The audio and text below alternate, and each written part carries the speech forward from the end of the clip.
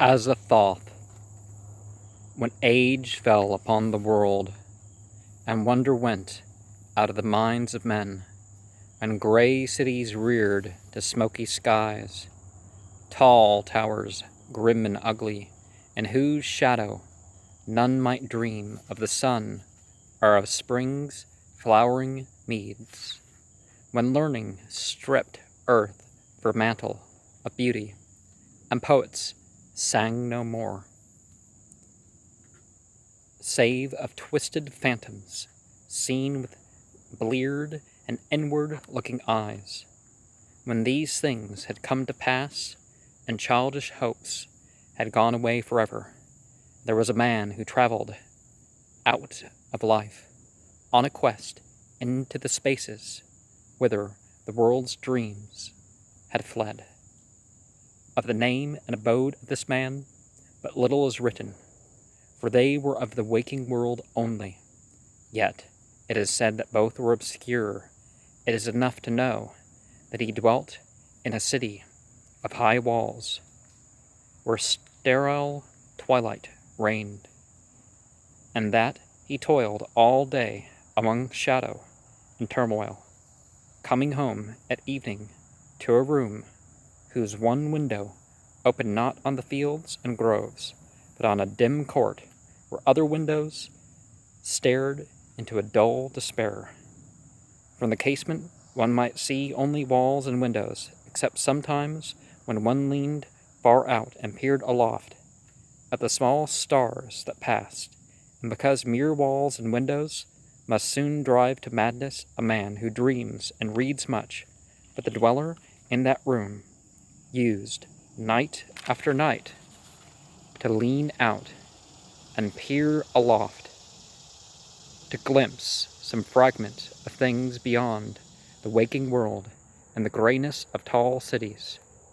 After years he began to call the slow-sailing stars by name, and to follow them in fancy where they glided, regretfully out of sight, till at length his vision opened to many secret vistas, whose existence no common eye suspects.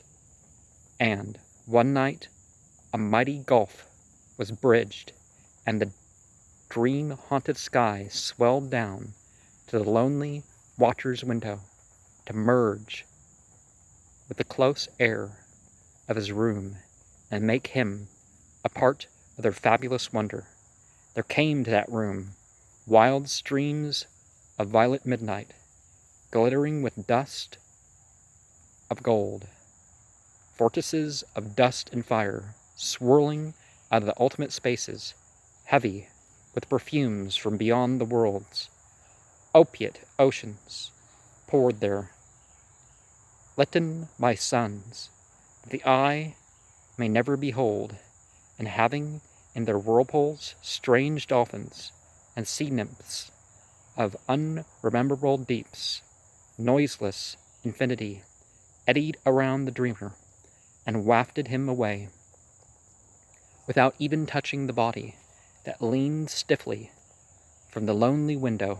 And for days not counted in men's calendars, the tides of far spheres bore him gently to join the dreams for which he longed, the dreams that men have lost. And in the course of many cycles, they tenderly left him sleeping on a green sunrise shore, the green shore fragrant with lotus blossoms, and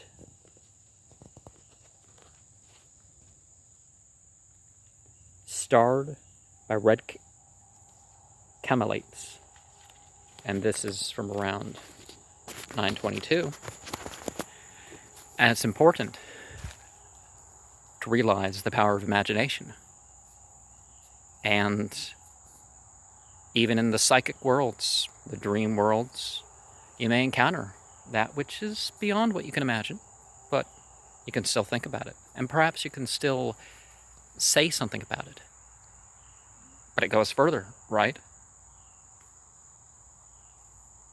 There can be connections with unseen beings, the hidden beings, that you witnessed them in a way that you could not deny.